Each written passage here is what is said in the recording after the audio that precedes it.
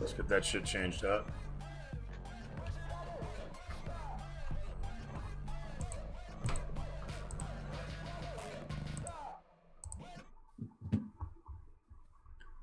Hang on. Let's go with that.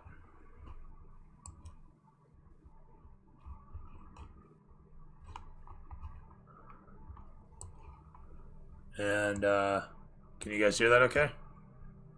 Nope. I can hear that music. Nobody else can? No, I can hear the but music. it's quiet.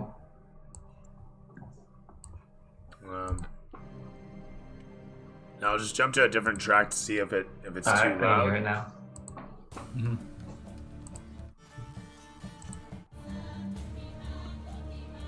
Is that overtaking or is it okay? Sounds alright. That's Alright. a little high for me. That's a bit high for you? Okay. Try for a happy medium here.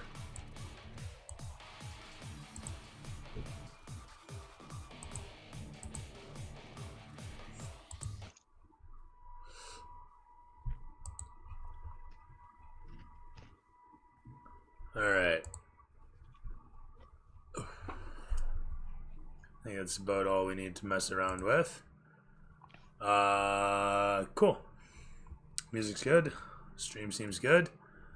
And everyone's aboard. Starting really late today. My apologies for aforementioned reasons, is what it is. But I'd like to cordially welcome everybody once again to another exciting episode of Black Thumb, delivered from myself to you, my fantastic palette of personalities that is my plethora of players. I thank you for joining us as we step back into the desert of Kalimshan, where the fateful adventurers that are gangsters turned race team, now turned rescuers, down under, as it were, heading into the deep darkness of the undercroft and sewage systems underneath the city of Teshburo, a navy city at the southern tip of the Kalim Desert, where a rebellion has taken hold and pushed the city to its absolute limits. The Navy, having made its way back into the city to help fight back the insurrection that has erupted within it, seems to be doing a great job of, while quelling the violence, allowing the dark secrets that have festered underneath the city to now find purchase amongst the populace. With violent claws and gnashing teeth, the strange mutant things that have been wrought upon the city, you now fight against as you forge your way towards the destination in question, where you have been told your Pasha, the man in charge of your race team, is being kept. This massive twisting, turning journey all started simply at your wish to become perhaps the next great champions of the great race. Here in Teshburo, things have hit a maelstrom, and the whole question of fate now sits wide and open. What will happen tonight as our fateful fighters make their way forth? Who's to say, but time and destiny unfurled. And with that, I hand it over to Sean, our capable archivist, if you would be so kind as to regale us with what happened last session on Black Thumb. All right. I'm going to try and go as far as I can. For those of you that don't remember, that was my first day on painkillers for my arm. So at some point, the notes go a little sideways, so you're going to have to fill me in. Starting off, so last time we saw, we opened up with seeing a glow in the distance, fires and fights. We were coming to an open cliff road overlooking the rest of the city below, where we could see obstacles we could run into. This is when we were driving along, I guess, the Royal Road to the Crescent Road, if I recall. We switch over to see a young face, which is Mo, peering out from owning of stone, holding fast by an exit to rubble around a building. It's a museum. We see a black thing flying above them. Mo is trying to lead the group in finding a hiding position to defend the entrance. They're under attack from soldiers with crossbows. Mo gets hit with an arrow in the process. He gets the team to move into a better defensive position. They take cover in what used to be a restaurant. The rabble herd outside is making its way closer. The rabble marches past the first couple of windows, and the soldiers fire on the rabble that begins to swarm up the building the soldiers were on. The rabble is clearly a charged mob of city people out for blood. Mo convinces his men to join the mob and grab a soldier for interrogation. Mo sells it that they are with the rabble and leads his men up the stairs. They come upon the rebels about to toss one off the roof, and the other is tied up. He convinces them not to chuck the guard off the roof. They should be interrogated to find who their orders are coming from. The soldier asks Mo who he is. Meanwhile, we can hear a mechanized engine approaching, and we can see the Phoenix in the distance. Bjorn and the Vizier are walking along, switching over to them. The Vizier is asking what he remembers when he was below. Says he remembers Valkyr sailing. The Vizier notes he was dead and now he's back, but it's not natural. They're going to bring him to see the same person that Orion saw to get him back, but Bjorn is upset and thinks Valkyr sent him back, and he's now pissed at the Vizier for even suggesting it. The Vizier tells him he's unwell and needs to be healed, but he's not listening to it. So they just end up walking along to go get a bite to eat. They make it back to the Phoenix in the process. Barry's at the wheel trying to get to the museum. He takes the first right, hearing cries of some angry people nearby. Here's a sudden cry of something bestial and terrible. A sudden explosion of wood coming from the building, people rushing out, and then gray things which are hulking or fanged and marching out. These humanoids reemerge from the opening. There's 6 of them and 2 hulking gray hunters. They're chasing people. The rabble is armed with varying weapons. Orion wants to run them over. Barry goes back to the second right, sees something dark and large overhead, a lizard or a massive worm. We think it's possibly the Draegers.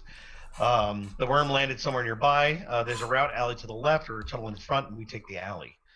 Switching back, Mo recognizes the vehicle in the city as part of the Great Race, which the Scarabs hate. Mo's questioning the soldier on the ground. The soldier's part of the Navy to call the violence. Mo and his crew are closing in the Phoenix. Some big thing is eating the villagers. The thing is one of Strocius's. His men convince him to intervene.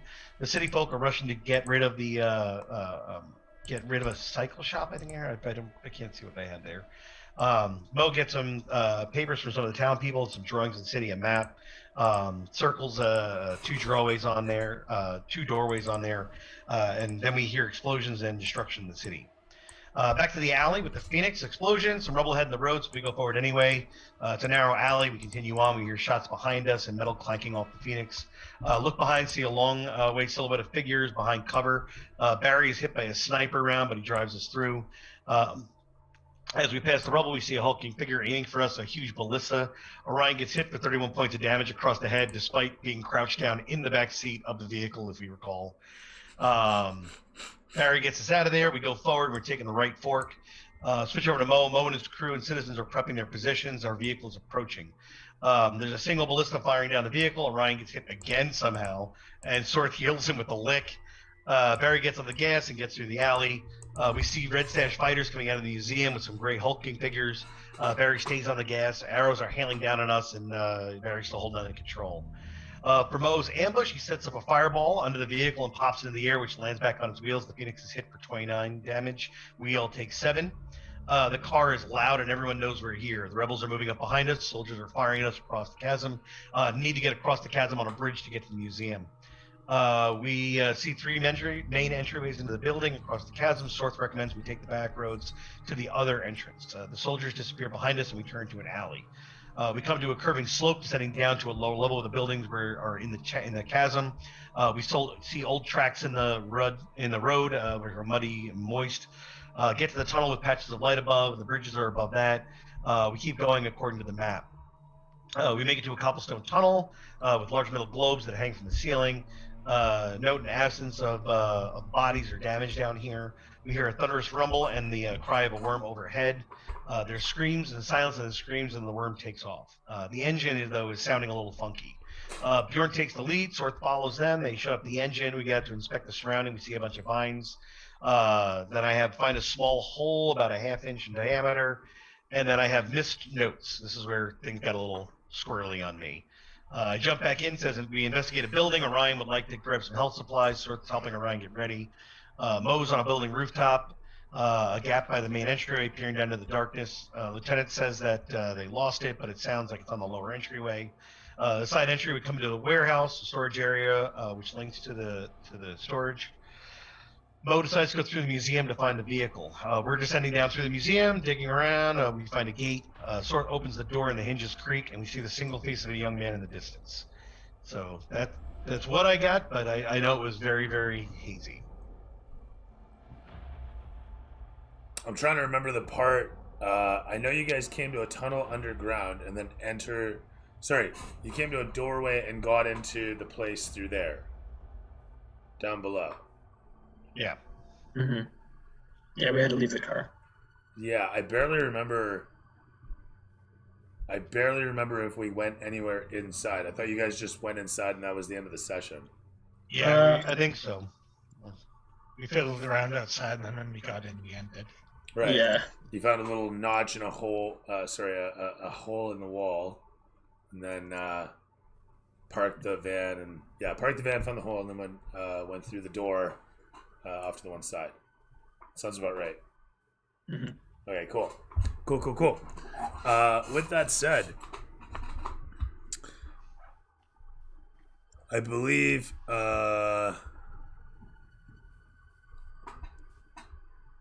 sorry, Ben, did you make a new character?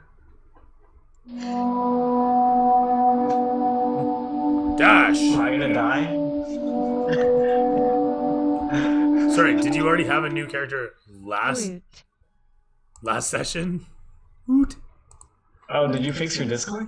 No. Oh. That's why I'm asking, because I don't know if you did anything. Yeah, the last time I died, I made one, but right now I'm using Mel.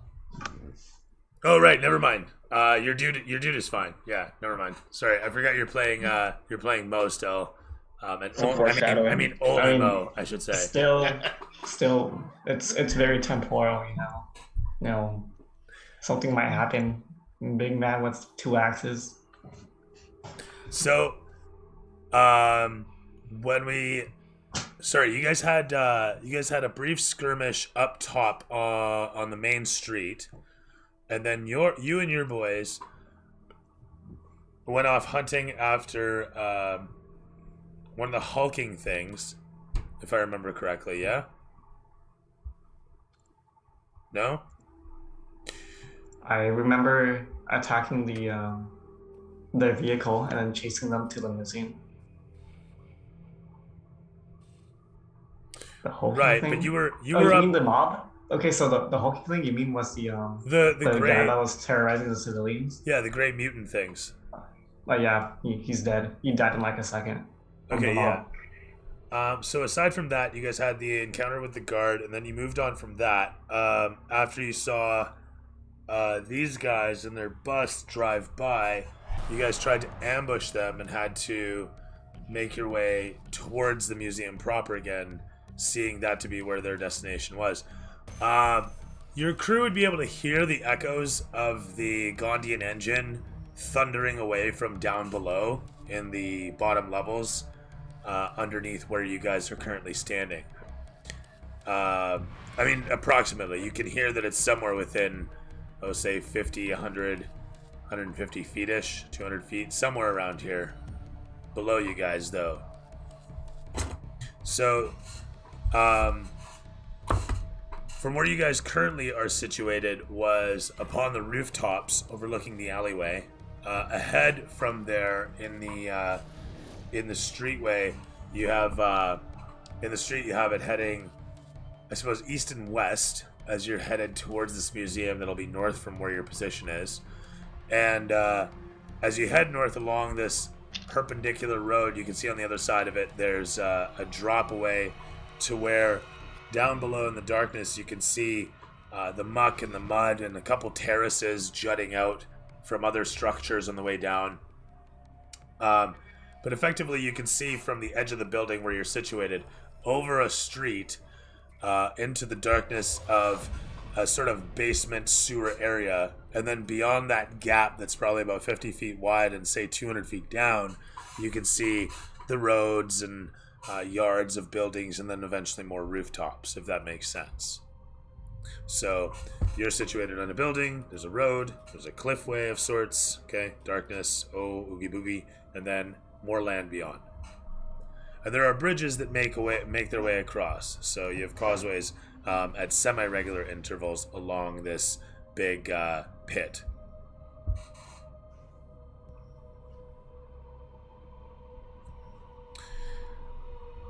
Your boys look at you, Mo, and they look out over the edge and they see the museum just over across the causeways where you guys came from.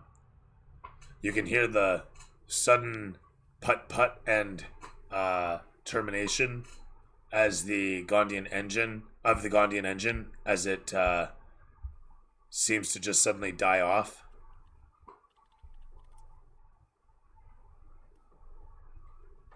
One of your people says to you that chances are they're down there, and they point. Somebody else says, no, they're over here, and points in a different direction. Still down into the pit, but everyone kind of heard it differently. What did I hear? What's your passive insight or passive perception? That would be a 9. You're going to go with the second guy. I'll be right back. 1 sec, sorry. By the way, choose Cody, the 4th guy. I have a potion for Orion. Wait, is it Orion or Orion? I never really decided that. What do you guys want? What do you want my name to be? You should change your name to Mo. Or It's kind of a better name. Yeah. Mo Ryan. I'm not biased or anything, but or I just a better name in general. Orion sounds kind of cool. Orion it will be. All right, let's do that. Yeah, I do have a supreme potion of healing though. A I forgot about. supreme potion. Oh, Yeah, I have 2 actually. So am I only allowed to drink half of that, or what? like a white bottle with some nice red lettering on it.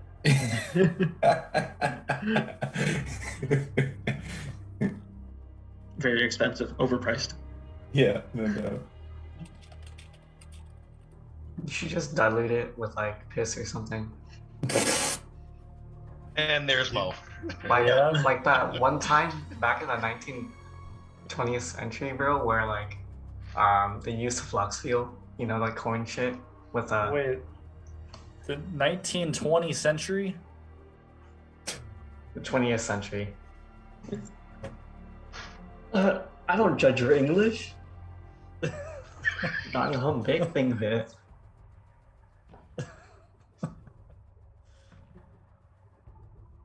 I can say that because you guys don't know what it means. Don't I'm look it just up. going to assume it's the worst thing I've ever heard in don't my look it up. life, and it's very hateful.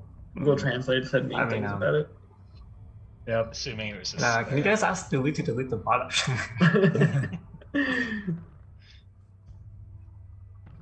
Imagine them. Or what language is Now that? you'll be running for Vietnamese? politics. This will come No, up. I speak Mandarin, bro. Oh, Mandarin. All right, I need to go. Make a friend that knows Mandarin. So I think you just low key said I'm not your friend. yeah, but you won't tell me what it means. So. It means I need a friend that will. I said I don't know Vietnamese. That's why I said. Because You I said don't you- know jack shit about the language. So I had to memorize those exact words to tell Vietnamese people that I don't know what the fuck they're saying.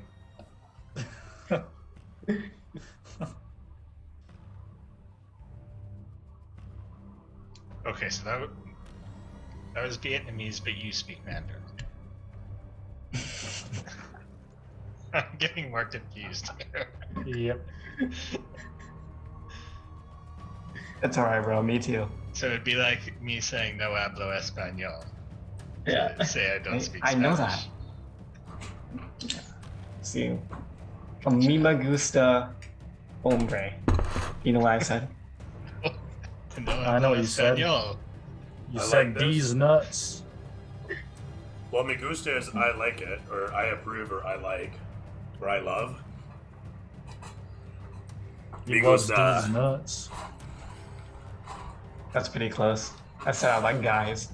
Oh. Me gusta la hombre or something? What? Yeah, I said a mí me gusta hombre. Yeah, I took Spanish in freshman year, so what? We took French We take French in elementary school, mandatory here, and I can't. Yeah, I can't speak the French so good.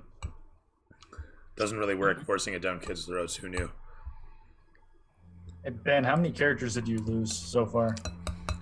4 or I think 5? it's more than 5. More than Definitely 5? Okay, let's count down. Well, there's Gary, Yolanu, Bird Boy. I was just going through this list. I forgot Bird Boy's name. And then Felix. And then Felix's protege. Didn't you lose that guy in the van when you got melted? Yeah, the bird. Yeah. No, there was another one. Really? Weren't you a tabby?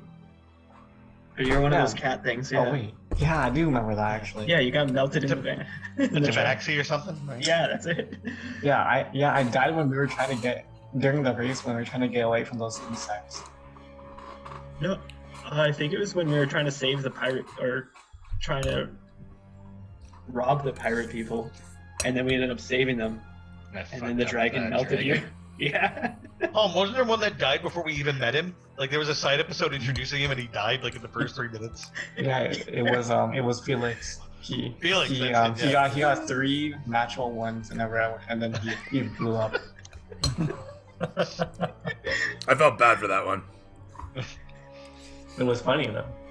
Weak bloodline. Oh yeah. The funny part is, I think he was my strongest character, considering his stats. So At your the boys time. are looking at you and saying they hear it down there. You're going with the second guy's intuition. You agree with the second guy's intuition. Okay. It's 200 feet down into the darkness. The building itself being 60, and then you know that it's a long way down from the edge of the cliff to the bottom. Is there like a safe passage down, or is it just like a straight up cliff? There is a road that you know of, and there is also a ladder that is the far end, way over there. Like say about it itself is, gosh, let's say it's trying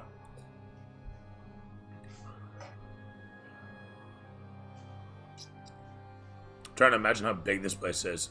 It says about 300 feet away from you, approximately, and that's after you descend off of the building. Like as the crow flies, it's 300 feet. So is that the only way down? Unless you have a rope, feather fall, or want to walk the long way down a road. Because there is a main road that goes down there. And it winds around as a big ramp might, heading towards the bottom of the basin area here.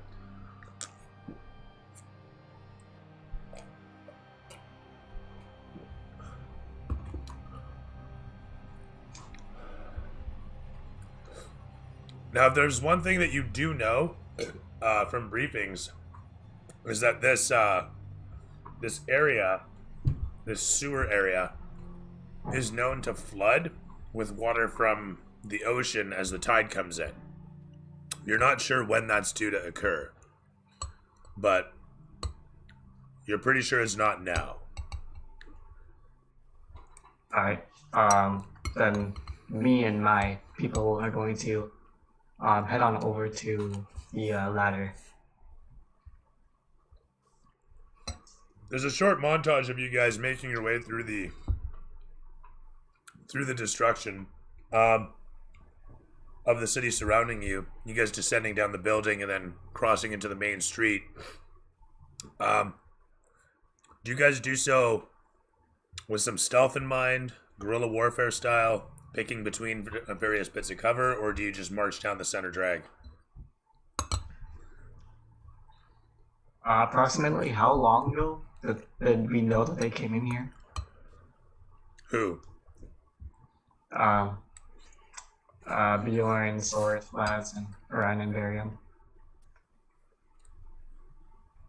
So you heard their engine chuffing away down in the bottom, probably about like moments ago, before you decide where to go.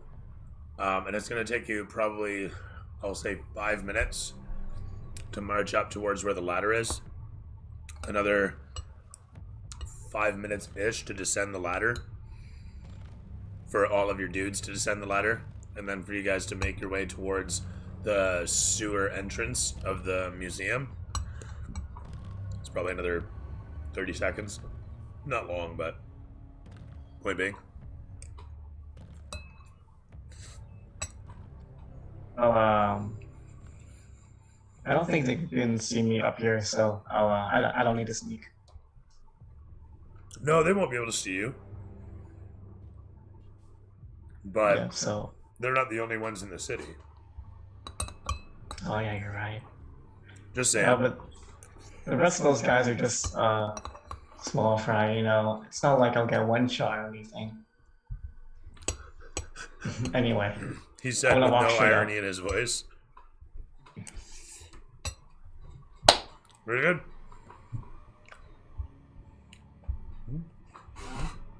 Just making the check. Sounds good. You move down onto the street, like I say, descending off the building. You and your peeps marching in upon the main drag, making your way towards the descension point as you know it. All around you, destruction continues to just show bits of dust flying off as bits of breeze strike upon various broken portions of whatever surrounds you. Be it buildings, decorum, the odd statuary, some bric-a-brac to say crates and urns, barrels and whatnot. The occasional body sits out in the open. Most have been dragged off and piled here or there. As you continue along the path, eventually you make your approach upon what you see to be the descension point, as I called it, but it's a not fancy but well built ladder that sits against a stone support, and as the causeway joins with this support, there's an obvious gate built into it as a feeble attempt at security and safety to prevent passers-by from using the ladder, although people are wont to do so. Your people get themselves in position, and I assume one after the next make their descent. Yes. Just gonna go down. I'm gonna go first. Okay.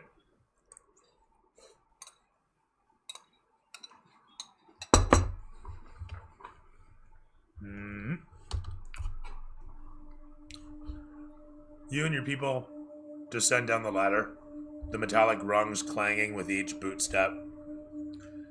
As you count them off, you lose count after about 150, watching up above you as bits of pebbles and dirt drip off of your companion's boots, raining down upon you. Oh, lucky that you are. As you descend down into the darkness, it's slowly surrounding and swallowing you up. Your eyes adjust, and you can see the shine of the meager sunlight that reaches down into here.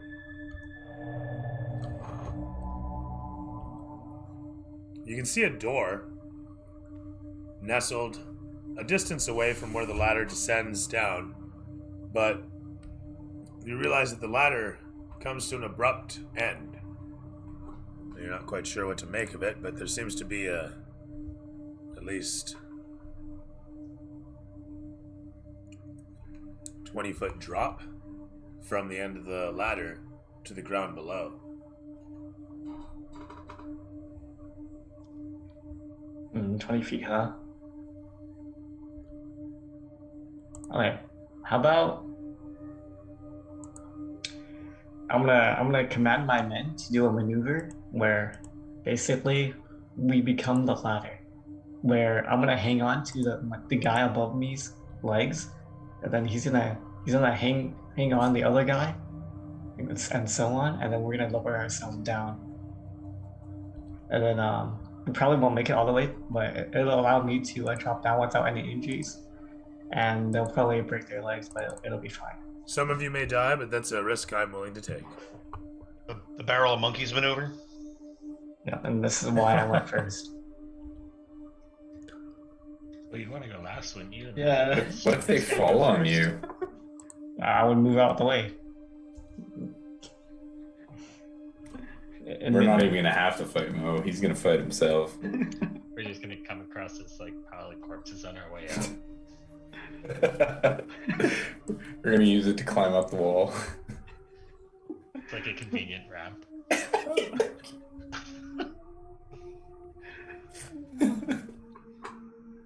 So you're dropping down? Using the method I described, yeah. Sorry, say it again. Oh, okay. So basically, what's gonna happen is that we're gonna go down as low as possible, try to be as tight as possible, and I'm gonna hang on to the guy above me's legs, and then he's gonna hang on to the guy Right. above him, and we're gonna lower ourselves down like slowly. That's how it's gonna work. Okay, It, fair it'll enough. be glorious. Roll athletics for the second guy, or third guy. Is it just a normal athletics without any bonuses? Yep. Okay.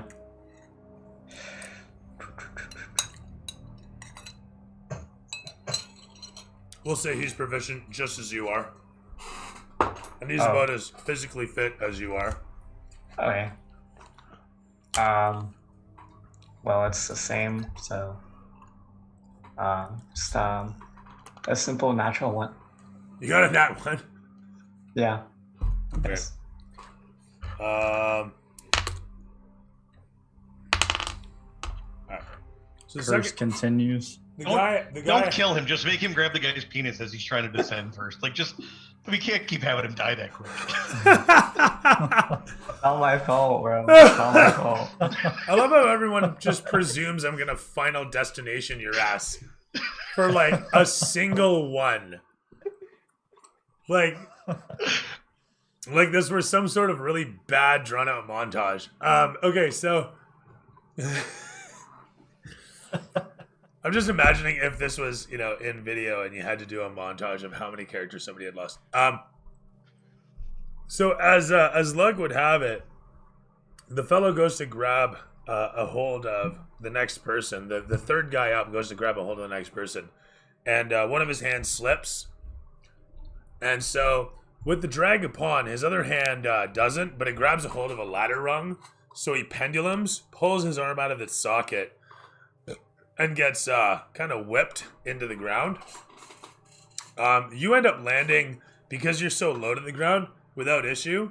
Roll me a dex save.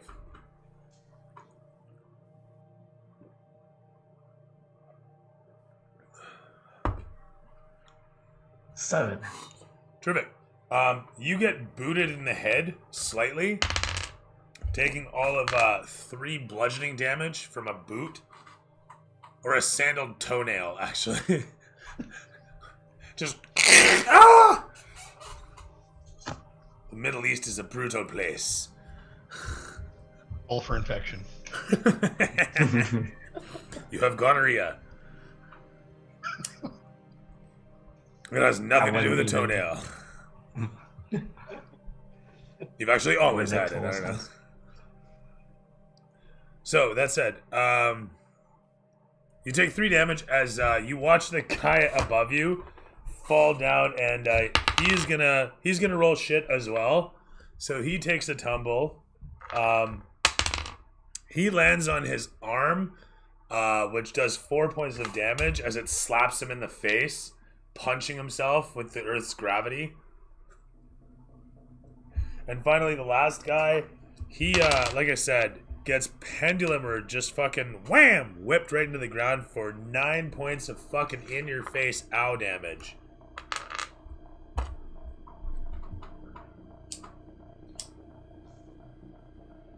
You took the damage or did I? He took the damage, 9 points.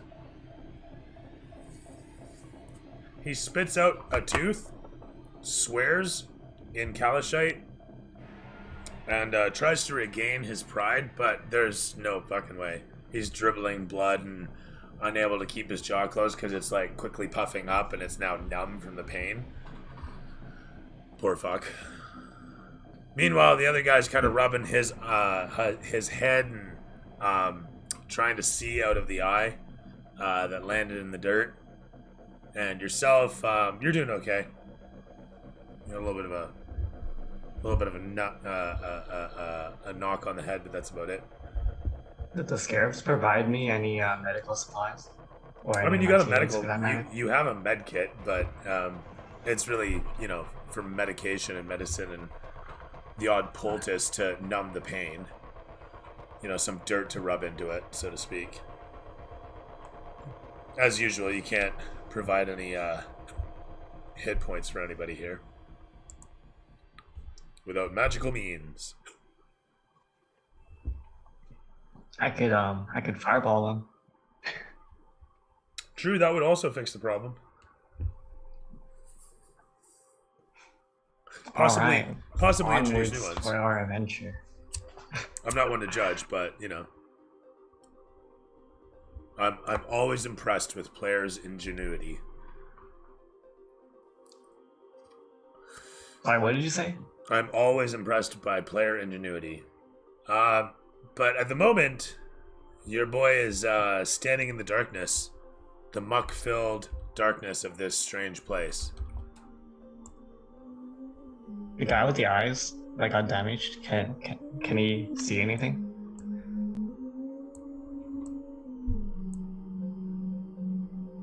Yeah, he can see okay. He's not blind, if that's what you're asking. That's good. Then just we'll all get a little pat down, you know, make sure we're okay, and then head off. Okay. And off you go towards the door. And there it is, situated in the wall, up a bit of a slope, surrounded by a metal trim, a solid steel thing meant to withhold against the pressure of the impending waters that come into this strange basin place. And as each of you, opening the door and stepping inside its dark entryway, disappear from view,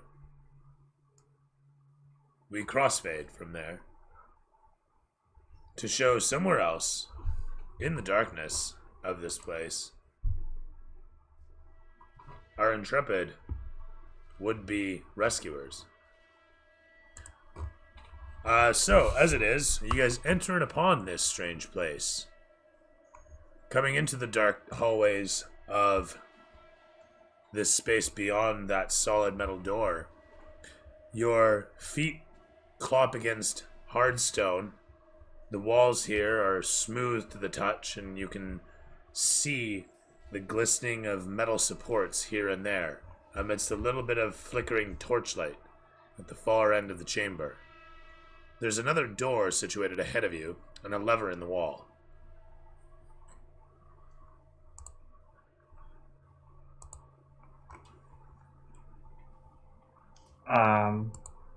Can I inspect the lever? Oh, sorry, this isn't you. This is the other guys. This is Oh, us. okay.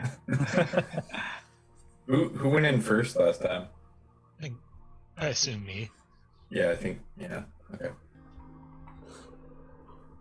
I remember I positioned myself kind of in the middle. Yeah, because you're still pretty banged up. Yeah. Barium needs to pull Orion aside and talk to him real quick.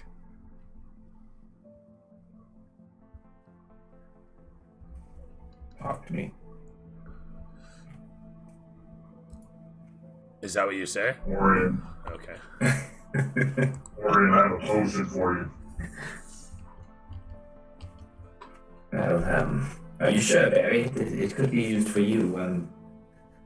I have two. Just flesh wounds. It's nothing much. Just the odd blister. Listen here, you little shit. You're gonna take this potion, you're gonna like it. Okay, very well, very well. Thank you, Barry. You're a good friend. I mean, crewmate.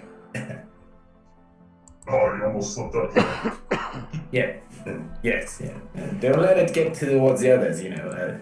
I don't want them knowing that I slipped. Right. I'm gonna pat him on the head and walk away. You do so. How bright is it down here? It's not. It's Does anyone have a torch? there is torchlight at irregular intervals.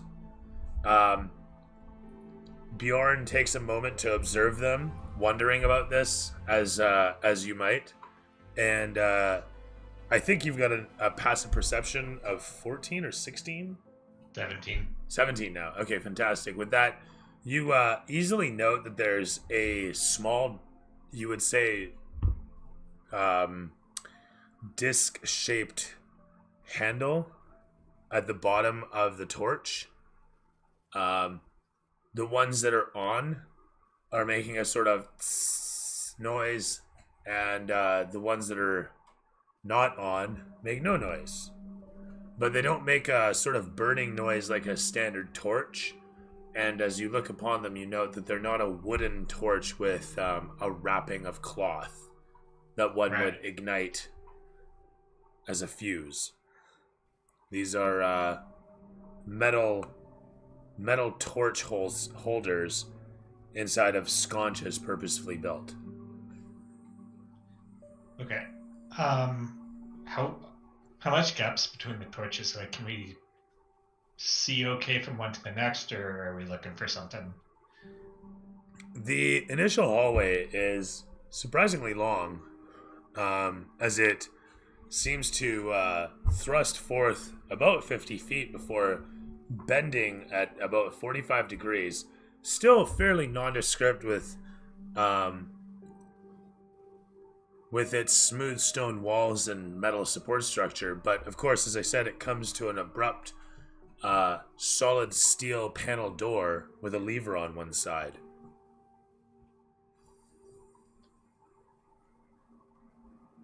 Okay. Again, the floor, I want to mention the floor here is again hard stone.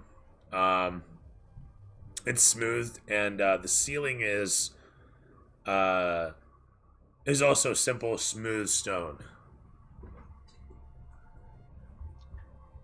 Actually, fuck it. It's brickwork up overhead. And you can see supports strung across at regular intervals. Is there any debris around that I could pick up and place is clean. use? And I mean, it's clean. It's clean. It's All clean. right. There's no rubble. I mean, Laz has got torches. I can picture him. Maybe if he's having a hard time seeing, following these people in, grabbing a torch and lighting it off of one of those. I also forgot that Scotches. I took out my lantern, and I think who grabbed that? Was it Sorth that grabbed it? Somebody grabbed it. Don't think it was me. Oh, I Bjorn. feel like if I took the lead, I might have taken the lantern. I think Yeah. so. That would make Source sense. would be in the back. Okay. Yeah, 'cause I have a lantern with oil. So. All right. I'm gonna walk with purpose towards that lever and pull it. All right. You close the distance upon it, and giving it a heft, you find it moves relatively easily. The whole of the lever simply flips over, and a moment later you watch as the slab of metal in front of you slowly lifts up. You hear in the walls aside as gears roll to life. The massive thing simply lifts upwards, and before long comes to a sudden and simple stop. There's a clang of metal on metal as it comes to a halt, and you can see beyond as the tunnel opens up and presents you with a simple T corridor ahead. But to your surprise, there's a table with a pot of flowers, a painting over top it. We'll say an urn with several flowers in it. I shouldn't say pot, rather large urn with several flowers and a painting overhead it. The hallway moves from a simple slab of stone surrounding to I don't want to say fanciful brickwork, but we'll say a flat brickwork.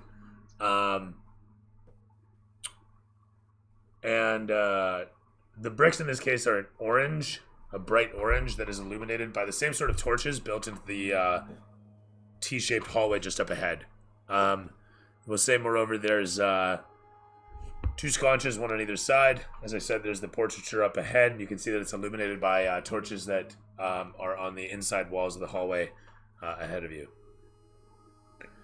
The camera kind of does a quick survey of you guys as you peer through the doorway ahead of you. The door is slightly larger than your average man door. We'll say it's about 8 feet in width and about 10 feet in height. The hallways here, I forgot to mention, are rather tall, being about 15 feet in height. Lastly, sorry, I forgot to mention in the previous hall, before this door, there are holes situated along the top of the hallway. You can see, not large, so to speak, but large enough, about a foot, you would say. So, in square-shaped holes up at the top of the hallway leading to this slab. Again, beyond the slab, the hall is still 15 feet in height. The floor is still a simple stone, slab of smooth stone, and the walls are now an orange sandstone brick. Polished for an interior. And yeah, again, ahead of you there's a portrait. You can't quite see who it is from the distance. It is somewhat in darkness despite the torches that are providing illumination. I'll close the distance and raise the lantern to take a better look at the painting. As you enter into the hallway, coming towards the opening of the junction, your ears start to pick up the clatters of footsteps, you want to say. However, they're not of boots. They're something wicked, fiendish, something predatory. But it's not close by. As soon as I hear a noise, I'm going to extinguish the lantern. Sounds good. You do so. And then I kind of gestured to, let the people behind me know that I heard something. So everybody else suddenly sees the signal that Bjorn gives, which is, of course, a tug on the ear, a quick pull on the nose, a slap upside his own head, a crotch grab, a quick spin around on the spot, and a do-si-do.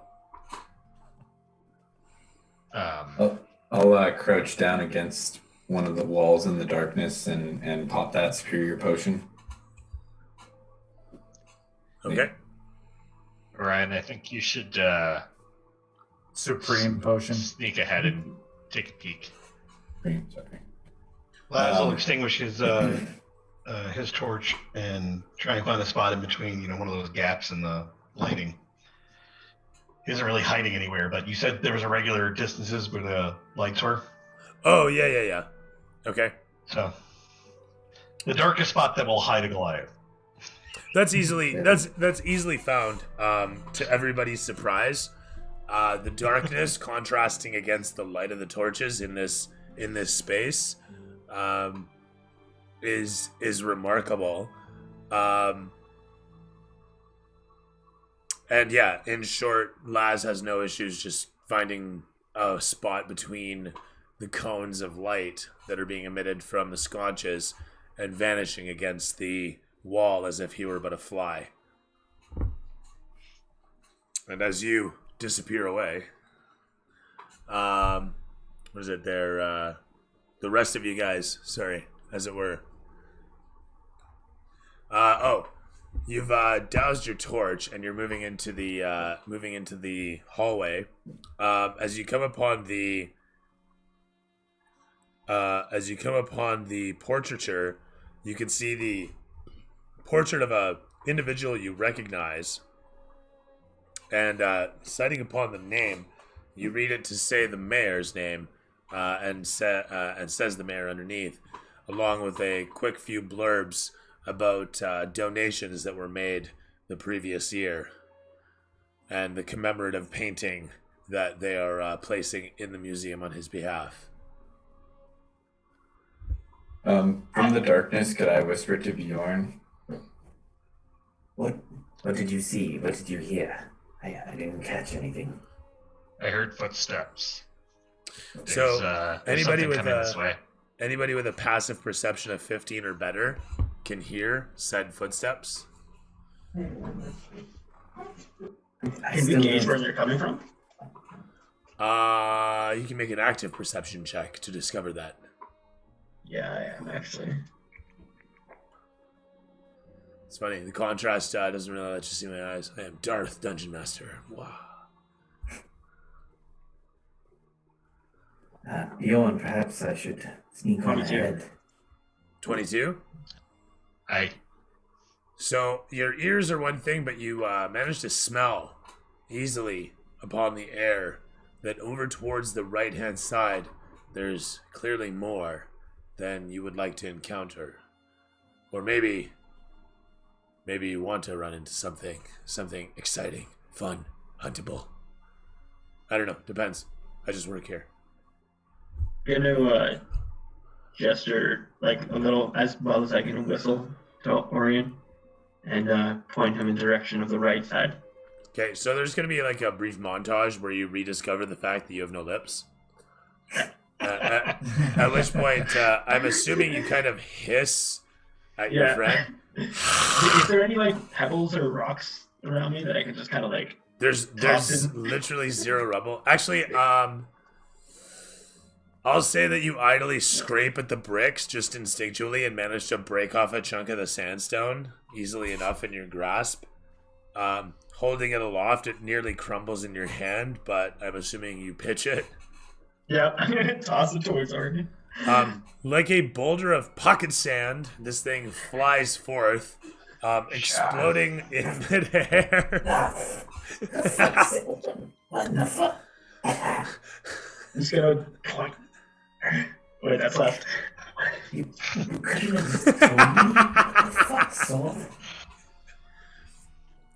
Very well, I will. Let me scout ahead. All you stay quiet. Stop throwing sand at me.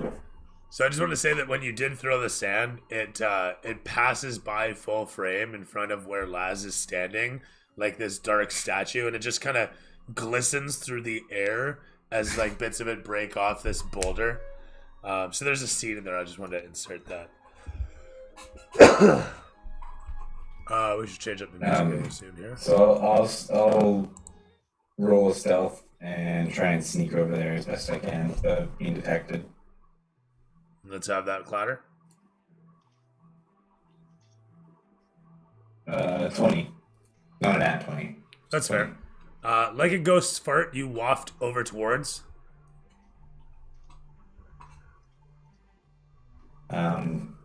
So instead of I won't reveal my stuff. I'll just kind of. Is there like a corner that I can kind of hide behind and peek out from, or? Yeah. Sure. We'll say there's a cubby along the hall. Why not? Okay. Yeah, and I'll take a peek and see if I can see anything or detect anything ahead. Okay. That said, anybody with a passive perception of 15 or better can totally already hear the kind of clattering footsteps. But as you position yourself there, you can make me a perception or insight check. Your call. Okay. I'll go perception. I got an 8. Looking towards Sorth whilst trying to discern for yourself, you find yourself agreeing with Sorth and not really being able to tell anything because you can't smell anything, but you can hear it and it's echoing all around.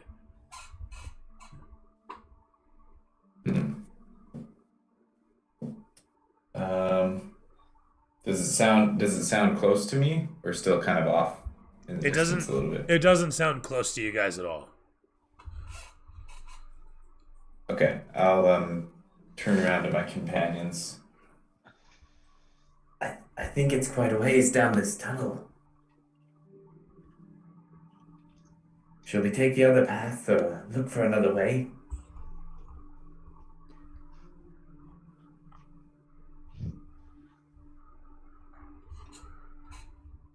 Is there only one tunnel that comes off of this, or are there, Chemra, are there multiple ways out of this room? We're at a T. We're at a T. T junction with a big portraiture on the wall. And an urn of flowers as well. Feel like we should follow them. We just stare. While the discussion is going on, Laz is going to take a look at the urn and the flowers. They're nice flowers. You're not quite sure what sort of flowers, but they're red and they're white. And the urn itself is a large metal piece of work with the bronze color to it and a bit of paint at the edges, some sort of tribal art. The portrait is of a portly looking gentleman who's got scant hair in a sort of posture where he's got one hand under his elbow and one hand under his chin, and he's just looking stoically towards as he's positioned like he should be leaning on something but awkwardly isn't for the whole of the portrait.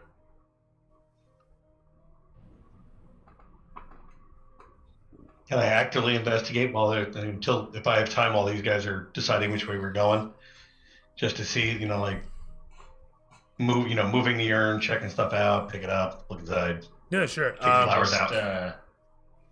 smash the urn, and then when they hear it and come investigate, kill them. Well, I wasn't getting to that point. So maybe you guys shouldn't. It just seemed kind of odd having this random thing down here in the basement, but. So as you're faddling around with this thing, you can see down both directions of the T junction at this point. You guys can see that the left side leads to a doorway as well as opens up into a sort of foyer with a set of stairs leading up out of here and an open arched portal or doorless doorway that leads on beyond it. Meanwhile, the path to the right almost immediately juts into another T connection leading left and right. The vase, or urn as I keep calling it, is a large metal unit. It's quite heavy, although you manage to easily, tilt it and I imagine roll it around a bit to move it away from its current position. I don't know how far you're going with this. Yeah, just kind of seeing it, see what's inside of it, pick the flowers out. I mean, if we're just killing time, because that's fine. Laz isn't making decisions. You do so, and you find a key underneath the urn. So I will bring that to the attention of Barry. All right. I mean, that happens. Hey Barry, what do you make of this? It looks like a key. The two of you stare at it. The camera focuses in really close on the key just to show the audience that it is indeed a key. In fact, it even uses that sort of Ren and Stimpy art, and the key is kind of weirdly bent and gnarled and has a bit of fuzz on the end for no reason. And of course, it shows your fingers, and they're all gnarled and have crazy nails on them and shit, if you remember that sort of art. And then it shows you guys again, fascinated by said key.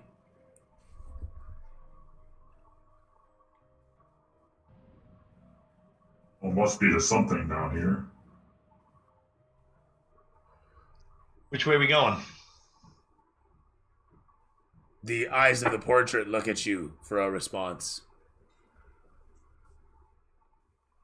Oh, they're coming from the right. Wait, did I discern they're coming towards us or away from us? Excellent question, actually. And over the course of the moments, you hear the clicking getting louder and the smell getting stronger. They're coming from the right, so if we want to avoid them, go left. But Bjorn sounds like he wants to stay.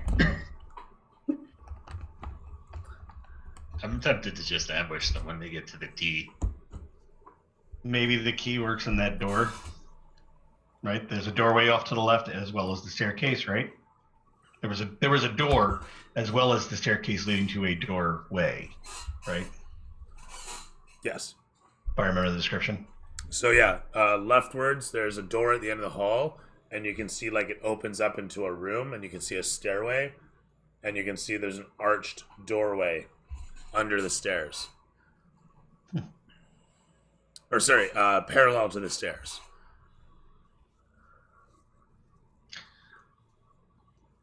Let's try the key on the door over there. I'll begrudgingly follow. I thought you'd watch our back and stand at the T junction waiting for whatever's coming while we go try the door. No, I'm gonna stand at the side of the door, just inside the door frame. As you guys continue walking up, as you guys come upon the end of the hallway, the door itself is a simple wooden door with a, it is a well-made wooden door with a metal trim set in a sandstone brick around it. The stairs that you could see the silhouette of previously are now appear to you as the well carpentered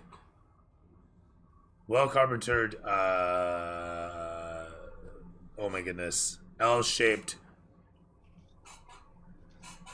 stairs, lack of a better term, that they are. They've got a rug runner leading all the way down them.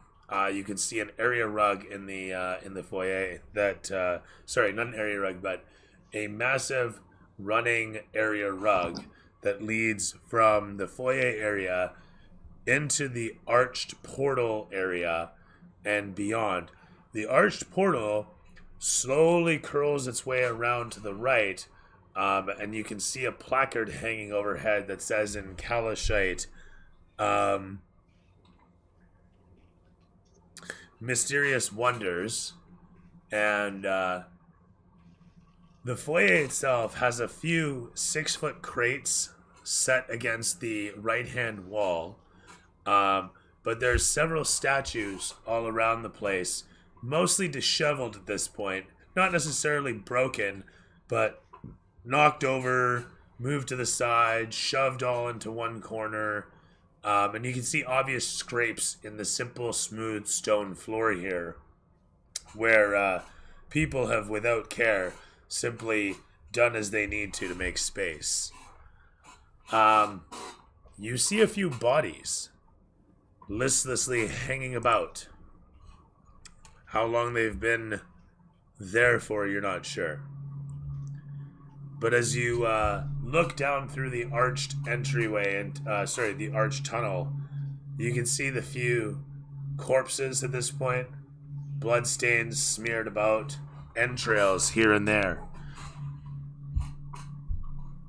You can see claw marks the more you look.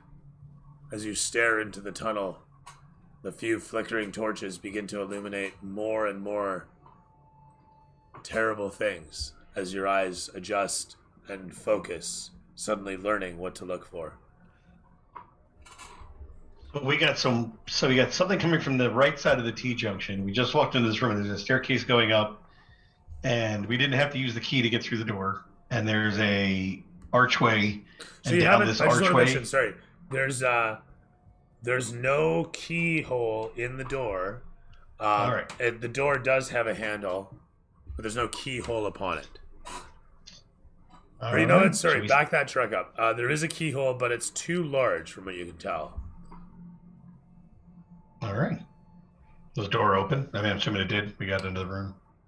You actually haven't gone through that door. I've just described the door, the foyer, the stairs that are wrapping up it, and then the stairs go up, and then you can see a tunnel ahead of you through that foyer. And the tunnel area. ahead is where that craziness is. Indeed.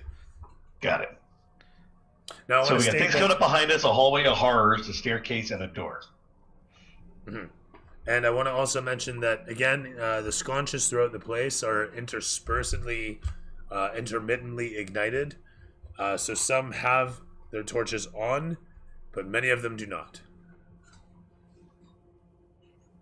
Is there one nearby that doesn't? Yes. Can I just try turning the handle? Yes. Does it start going? It does, but more to the point, it goes twink and turns on with a spark that fires up through the column of the metal column that makes up the torch's body. Afterwards, the hissing continues. Just out of curiosity, can I blow it out? As you try, to your surprise, the flame glimmers blue and attempts to separate from the column, but continues to burn, no matter how hard you blast. Okay. I guess I will blow up this room.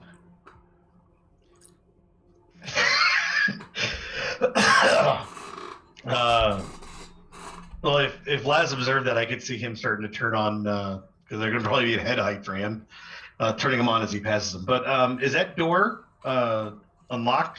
Just, Laz is going to try the door. It opens easily enough. It reveals a small-ish room that is about 15 feet long and 10 feet wide, at the back of which there is another staircase nestled into the wall. So a bit of a doorway leading into that staircase, and the staircase itself is quite narrow, only 5 feet wide, as it leads off to the right. It does so at a rather sharp angle. There's another doorway in here, to your surprise, a small hatch of sorts, set at about waist height, and reaching nearly to the ceiling.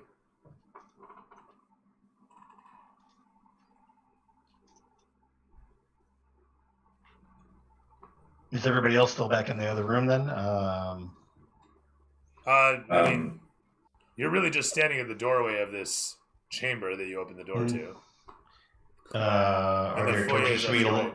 Sorry? Yeah. Are there torches for me to turn on as I'm walking around this room checking this stuff out? In this particular room, there is but one sconce that illuminates the whole of it. All right. Well, for lack of anything else going on, I'll walk in and take a look at that hatch. Okay.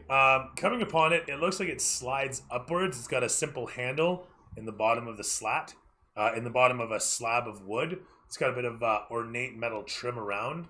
There's no signage, there's no levers, there's no lock holes of any sort. The decorum in here is very much similar to the rest of the place. Actually, I will say that the walls in this room are cladded wood, and but the floor is still stone, smooth and simple. I'll try lifting up the hatch. It easily slides upwards. It seems to lock into place. To your surprise, it wiggles back and forth, and you can slide it off to the right, and just it sits there, open. Anything inside of it? As you peer into the small space beyond, this would be a 3 foot high, 3 foot wide cubby space with a rope hanging down through the 3 foot by 3 foot, but a column leading upwards, and there's a rope hanging just inside. Does the rope have any tension on it? If I try and give it a yank? It seems to squeak slightly as something rolls, you want to say, up above. Yeah, let's take the dumbwaiter down. Let's see what happens. You do so as the dumbwaiter comes rolling down upon its slides to reach you a moment later. Can Laz fit in that hole? You said it's 3 feet by 3 feet? I'm just putting my arms through and pulling the Okay, gotcha. rope. Yeah. If he was a contortionist, not on the Still best wouldn't of days. Now, Orion may fit in there. Orion, yeah, no problem, can fit in there. Send him upstairs to the hallway of horrors. Yeah, The hallway of horrors is back in the other room, and you guys are. Am I still? Did I go with the crew? Sorry, I was grabbing my food and stuff. So far as I know, you did?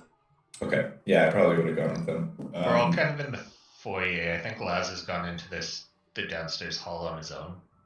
Well, Okay.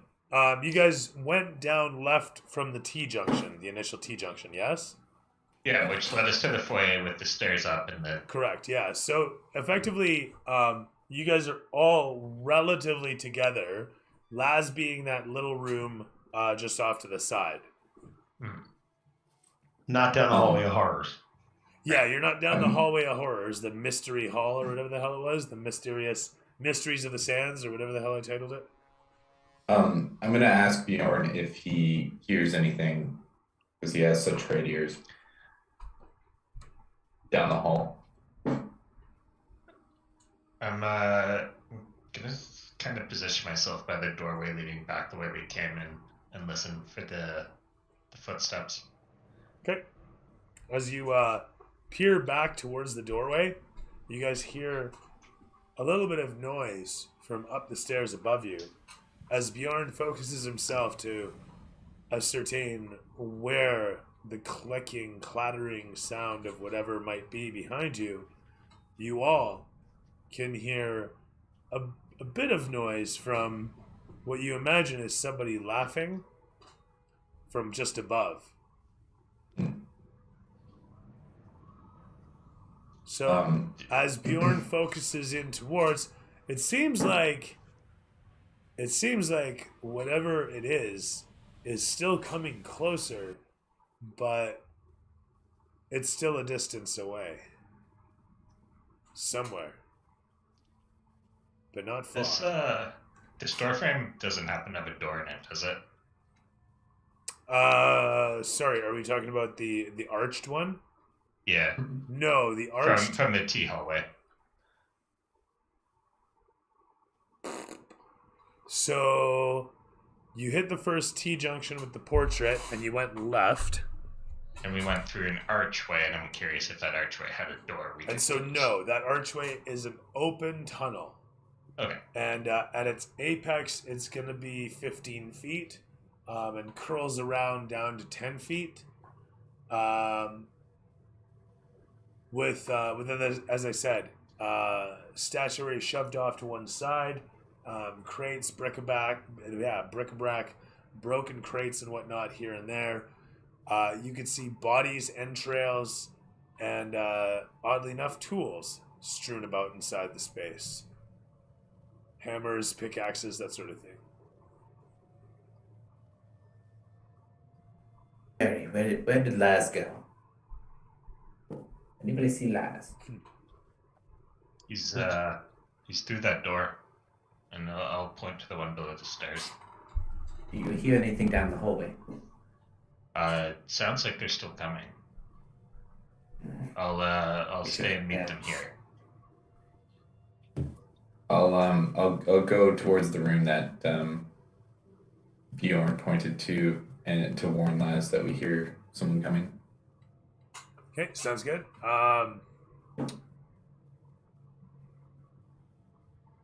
So where's let's see, it's kind of been Orion, Laz is wallflower in it in the darkness. What are Barium and Sorth doing throughout all this? I'm at the just outside the door where Laz is at, and just kind of looking back to where we hear the sounds. Okay. That sounds good. We're just going to be opposite wall of Bjorn. Okay. You said the laughing was coming from upstairs, which is different than the smells that Sorth had from down the right way at the T-junction, right? Correct. And I want to say that the laughs quickly give way to cries of pain as you guys hear a strange grumble come from upstairs. And a moment later, the sound of a crunching and a sudden gasp as you hear something wet and terrible occur up above you. It is a moment later that you watch as the drips, the entrails, and the sudden chewed up torso of someone who was wearing a sash, who was a part of the scarabs, comes landing down below in a wet pile of flesh. As the body strikes the stone floor, splattering wetly in all directions, you hear a low grumble from up above. A strange, bestial sound something.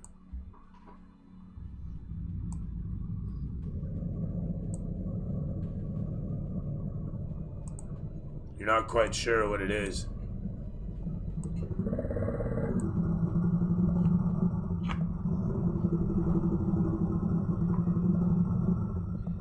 Now, does Laz, given that there's also that narrow staircase in the room that he's in, am I only hearing it out through the doorway that I came in from, or am I also hearing it coming up that little staircase? Or I can't tell. You're hearing it reverberate from above you, actually,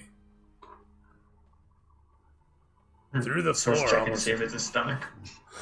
It might be. You're not sure. Roll insight. But that said, the floor above you, rather than say the ceiling, is rumbling in rhythm to the sound of whatever is grumbling up above.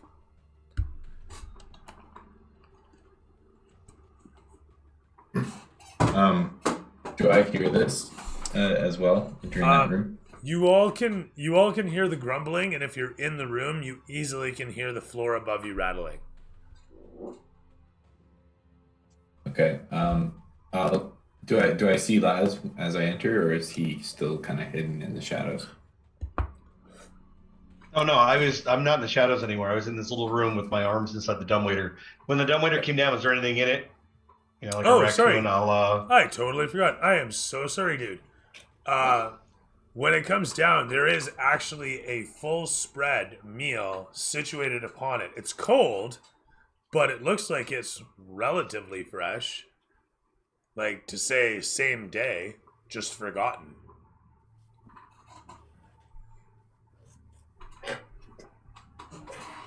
Well, I could give it a sniff. Oh, it's very edible. Looking over it, it's kind of hard to tell in the darkness, but as soon as you poke your head into there and give it a good whiff, you immediately recognize the various scents of some beef dish and some hints of this spice and that spice. To your sudden surprise, there is something absolutely tasty situated directly in front of you. Expansive and delicious. So I could see. So Laz is gonna pick up the serving tray or whatever is in there, and go walking back towards the door where Orion is, as I'm chomping on something off of it. That's fair. Whatever looks the most edible and least likely to kill me. So I just want to state that this is, in fact, pretty much a buffet sitting on a large buffet platter, if you will. So there's 4 plates of whatever this dish is, all situated in on a nice convenient serving platter.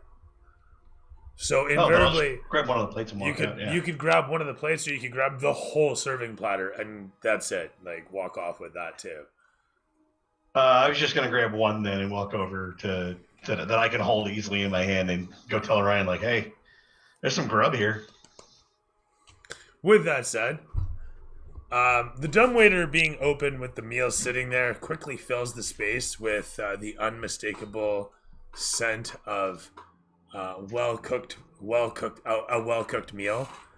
And you, as soon as you bite into it, I mean, the meat's succulent, the veggies are delish, well spiced, and there seems to be a pile of some sort of granular substance, like rice, but not.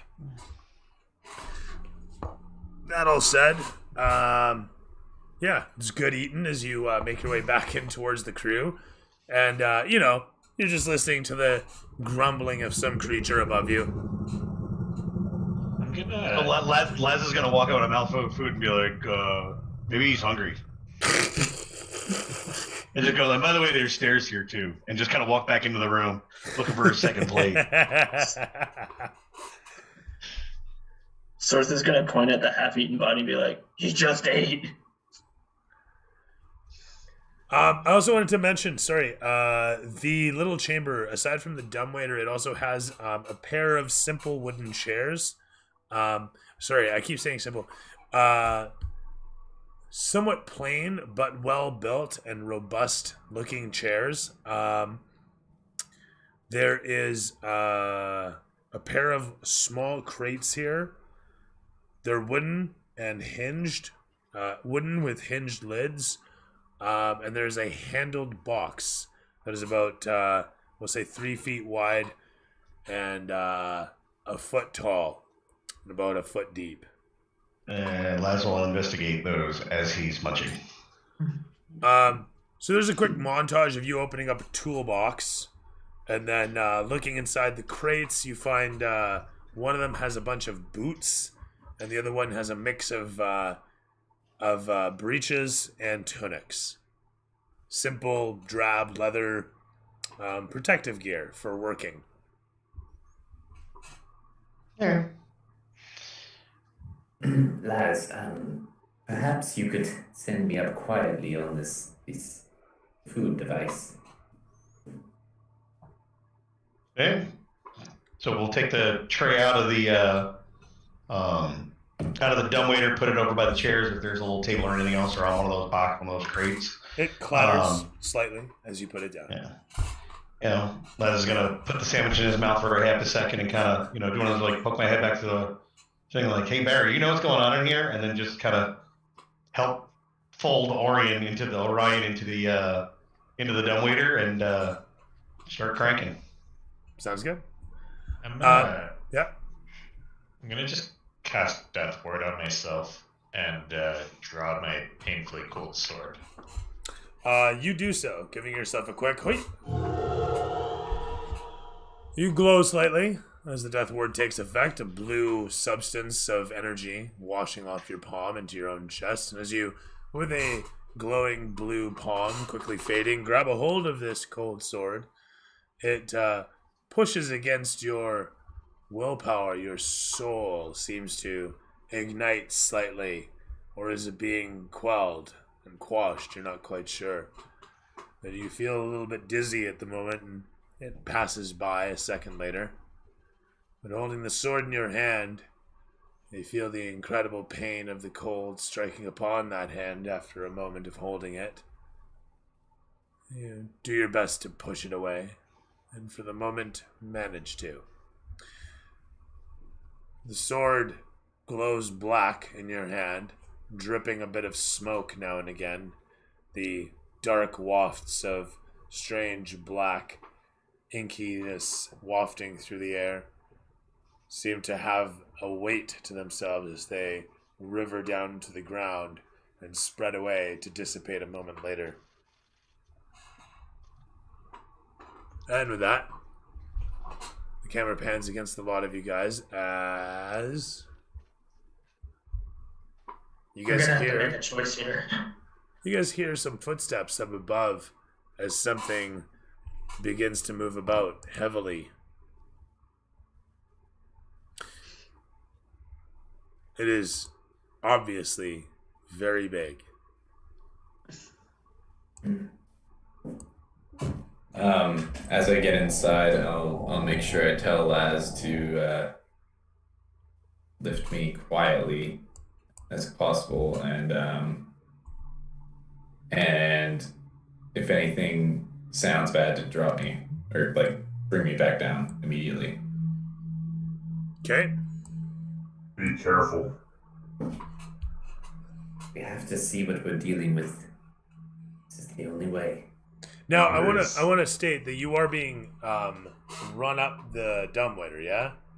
So communication wise, I mean, you're very limited, nigh improbable, or it's impossible actually to communicate with your companions at this time. Could I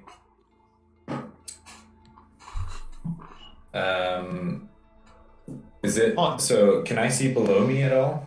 No, you're in the dumbwaiter. Is there any cracks that if I dropped a coin or something down the crack to signal get me out of here? The only air quotes cracks there are at the sides where the dumbwaiter meets with some rails built into the columns, and the one between your cheeks. Okay. So is there enough space there that I can drop a coin down? 100%. One of those. Totally. Okay. So I'll tell Laz that if I drop a coin to bring me down immediately. Okay, sounds good. With that said, though, you find yourself passing by a door as the dumbwaiter continues to rise up, with Laz continuing to pull the unit. You can see a small crack under the hatch of the first dumbwaiter opening that you come to. A little bit of light piercing into the area, but not enough to really illuminate the area, just enough to let you know that you've reached a floor. It continues to squeak upwards as Laz continues to pull you up further and further and further until you come to another opening that is sealed off with a lifting hatch, you assume. But you continue to rise until finally it comes to a stop as it hits ceiling, and a third doorway set into an entryway into the cubby which you're positioned in. The dumbwaiter doesn't move, oddly enough, as it comes to this point where it stops. You suddenly feel a strange vibration underneath you, as if the dumbwaiter has locked itself in position. And likewise, Laz down below, after about 30 seconds of pulling this rope, suddenly feels the thing solid as can be. There is another side to the rope, obviously.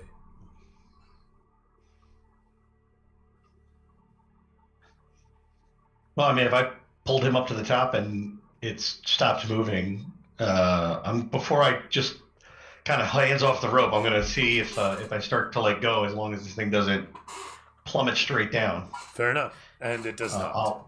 Then I will leave it be, waiting for a coin to drop while I'm just looking around the room, trying to figure out what's going on. Sounds good. And with that said... So you said it's like kind of closed off in front of me? It is. Yeah, you've There's got... a hatch or something. Yeah, it's got the same hatches down below. Okay. Can I press my ear up against the hatch and see if I can hear anything on the other side? You can. And you don't hear too much. You hear a bit of a breeze, maybe. Your own breath, your own heartbeat. You hear footsteps a distance away. Nothing close by, though. Okay. Could I... is there room for me to kind of lay down and then maybe slide my dagger underneath and lift it up slowly just to peek underneath? It's a 3 foot by 3 foot space, so I mean, not really, but you curl yourself up into a fetal position as the halfling that you are, and manage to get yourself bunched up slightly, as just enough that you can do so. You lift up the hatch slightly and peer out through it, and as you do so, the camera cuts to show you guys down below. As you guys are looking out towards the foyer area and hearing the thumping of the creature simply moving about up above you.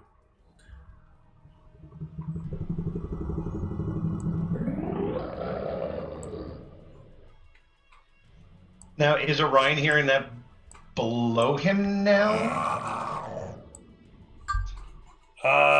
No. Orion is now about 4 floors up. So he's not really hearing it too clearly. We covered that many doors on the way up. Sorry, I didn't realize how long Laz had been pulling. Yeah, no, only about 30 seconds, but yeah, you got him all the way to the top. It's like up he goes. So, or a minute or whatever it took for him to get up there. But that said, this thing is roaring up above on the second floor, where the stairs are curling around to. You guys haven't looked up there, but the second floor is actually a ways up above. If you remember, the hallway itself is a 15-foot ceiling here. So the second floor is situated probably about 20 feet up. The stairs curling around, making their way up top. It has a sort of balcony arrangement with the foyer that has we'll say a 30-foot ceiling. So the second floor still has 10 feet. Actually, fuck it. We'll say it's a 50-foot ceiling, and the second floor has a 15-foot ceiling as well, which leaves us a nice riser. Crap, I can't remember what it's called. A nook overhead, if you will.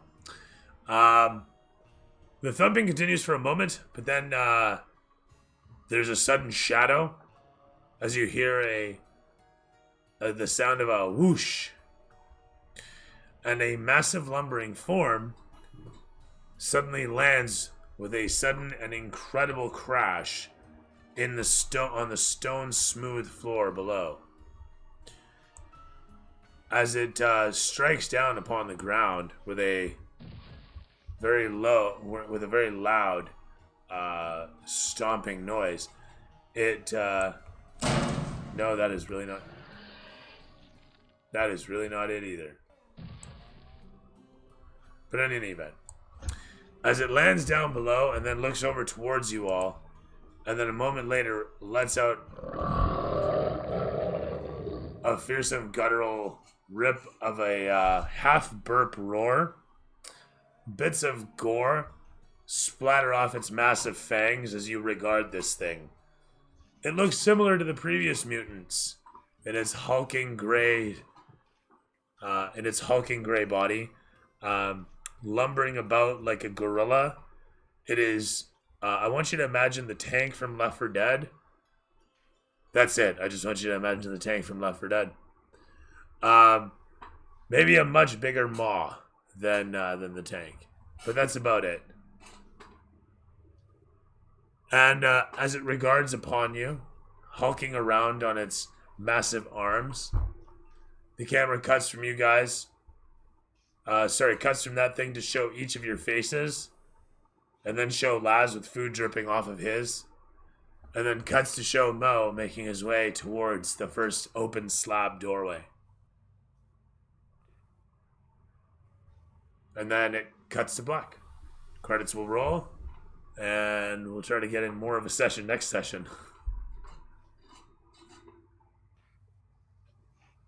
Dobransky, would you like what Jay was released? I actually like the kind of horror theme going through the corridors where it's like on the one side you hear something coming, on the other side you hear something grumbling, and you don't know where to go. You're just waiting to get sandwiched between them. Just so you know, it's all bad. Yeah. Loving that. Sandwiches weren't bad. Oh yeah, you know. I do enjoy that. I feel pretty safe. And Orion's not there, so he's good. The food's not gonna kill him. One floor too high. Yeah. And Laz hasn't heard any. I mean, Laz heard the thing land outside the room, but can I see from where I'm standing? Did I see this thing land from where I'm standing in the dumbwaiter? No, you can hear it easily enough, but you're at the far end of a 15-foot chamber, so Got it. You easily hear it echo all around outside as it lumbers around and is just chuffing and beating its chest and shit, getting ready to wreck shit. So Barry's at the doorway. Sorth and Bjorn are both in the foyer room, and Orion's up in the dumbwaiter. Yep. All right. Yep.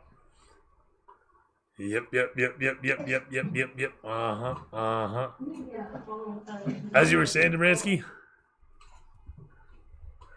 I'm also curious to see how long most people stay with him if he keeps trying to drop them off ladders. In all fairness, that wasn't his fault. That wasn't Mo's fault. That was the dude itself having its own incapabilities. No, overall, it's a good setup session. I'm stoked to see the climactic battle next one. Yeah, this is gonna get hectic. It's gonna get very, very hectic. It should be most interesting. Cody, what did you like? What did you hate? What did you like the most? What did you like the least? I think I liked just how there's no right way to go in here. Like, damned if you do, damned if you don't.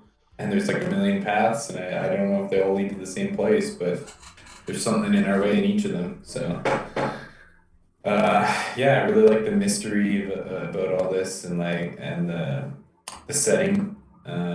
These are some pretty ornate sewers compared to what I'm used to. So, Well, in all fairness, the sewers were like back outside.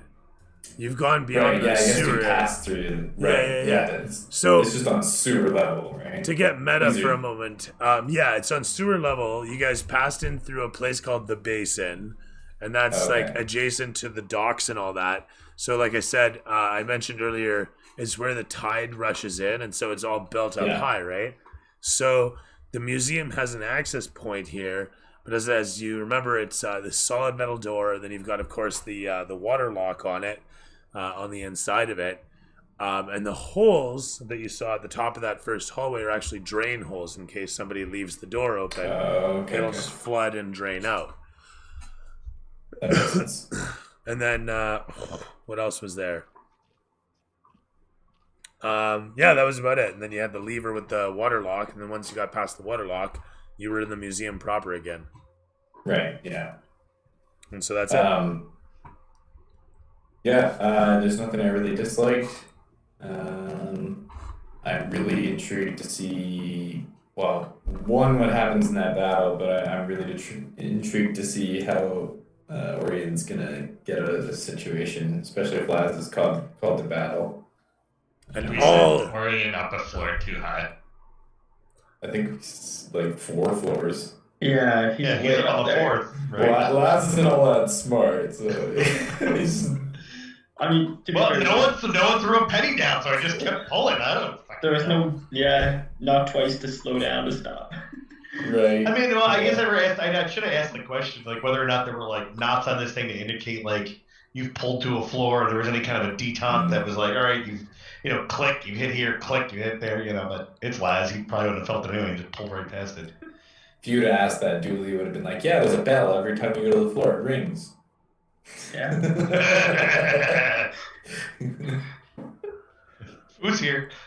Yeah. Nah. I'm more likely to go with the clicker at this point. I like the idea that Laz is just kind of pulling through the clicks. He's got a high perception, though, so I mean, it's kind of being unfair, but whatever. Comedy's comedy. And I wanted to say, yeah, there is a million routes, and they all lead to your demise. With that said, Summer, what'd you like? What'd you hate? What's your least? I really liked the choices that we were doing a dungeon crawl, but it felt like we had a lot more openness in which way we actually went this time, which I thought was quite interesting.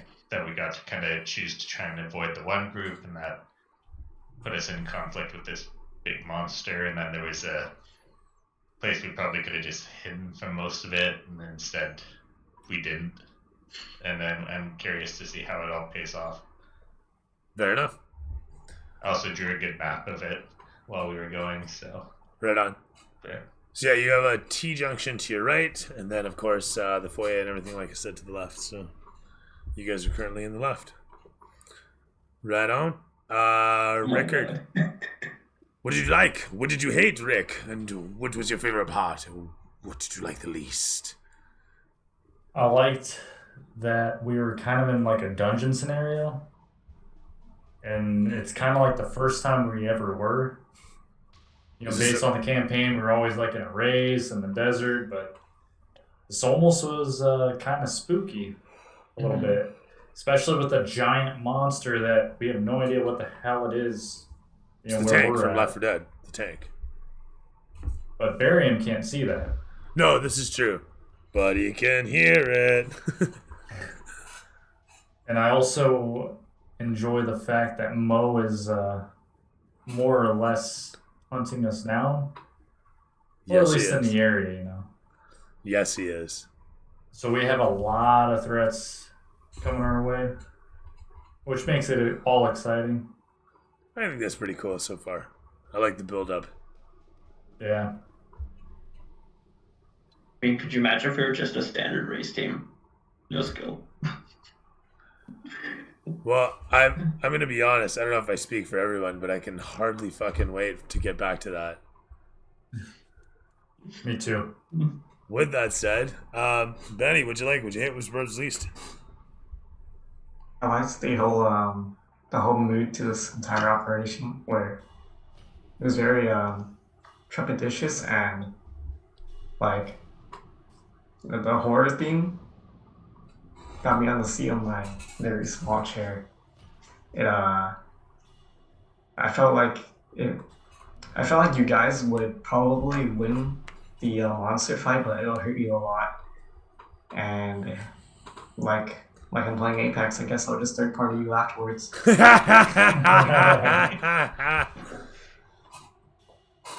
Well, at least he's got a strategy, gentlemen. There it is. Tactics. Haha. Well, I'm just gonna say the worst is yet to come. The worst is yet to come. Hey Mo, don't target barium. And with that, there's a brief montage. I want to say a brief mid-credits cut that shows a metallic. Oh wait, did I ever establish that? A metallic fist. Did I ever give Strocius a metallic? Yeah, okay, I wasn't sure. A metallic fist rapping impatiently upon a table, and as the camera pans up the fist along the arm to show the rather fanciful robes hanging off the svelte figure nestled in them, the triangular head of one Margister Strocius comes into view as he simply looks back and forth, then over towards one of his left lieutenants and says, "Where the devil is my dinner? Where the devil is the food? By the 9 hells, can you go see where our food is? Honestly." And it shows him just kind of lean back and put his boots up on the table.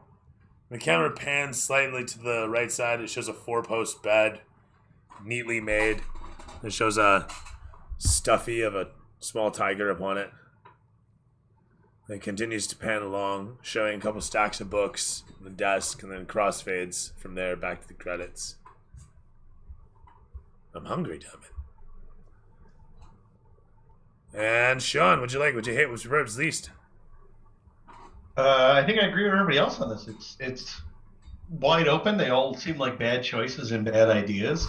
And trying to figure where the hell we're gonna go from this mess. I think it's good that Laz is at least being inquisitive and has something to do to keep him, for the most part, out from being in the immediate line of fire. But I have a feeling that's not gonna last very long. Not for long. But yeah, I tried to give everybody a terrain-wise a range of stuff. So again, you've got this kind of curving tunnel with lots of cover up ahead of you. You've got this tiny room to like hide out in, as you guys pointed out, with an even smaller staircase that you could try to retreat up if need be. You've got the main staircase if you want to push ahead, especially now that this thing's dropped down. And of course, you got the opposite direction altogether, which there's a T-junction. Who's to say which way you could go there? So I wanted to provide you guys, a sensible and realistic location, but with a lot of choice. Just as you mentioned, a very open-ended approach to this place, because let's face it, you are very much infiltrating upon this strange base of operations with very little in terms of what's the word I'm looking for, intel, or I think you guys have like fragments of a map is about all you have, and a little bit of knowing that Orion would have pulled from his contacts about how to get in through the basin. But that's it, and here you are. So what else? Anything else?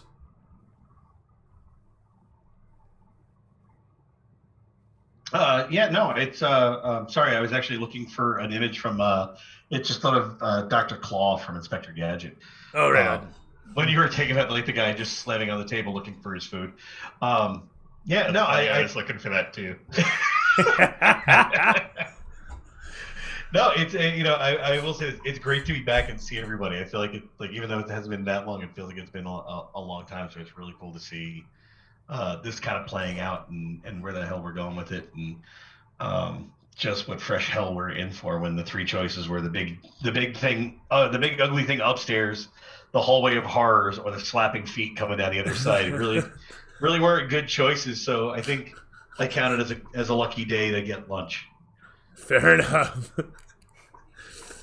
Fair enough. Well, I can hardly wait to unfurl the rest of this. I'm very much enjoying the pacing of it. I do agree. This turned out to be a great setup session for the upcoming bits, and the upcoming bits promise to be quite the little tour de force. So here's hoping everyone survives it. Everyone can take another 2,000 experience, nice and even. And if there's nothing else, I will say thanks very much for joining for a fast and furious, quick and dirty session of. And until next time, your 20s always land on 20. Mine lands on ones. You got some luck, man. I don't know how you manage it. It's like you got loaded dice, but it was just the wrong load. The wrong load. Tell ya. Oh shit, we were raided. Damn. Uh-oh. Look at that shit right there. That is something. Thank you very much. Welcome aboard, Mr. Fitz. An AK Cloaked Gamer. Very good. We have been raided. I feel very raided.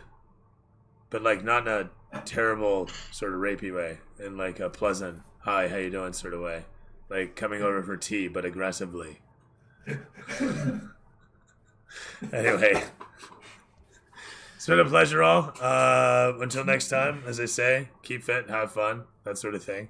And, yeah. I will get myself back on Discord at some point, I swear to God. Good luck with your domestic party disputes. Yeah, no shit, eh?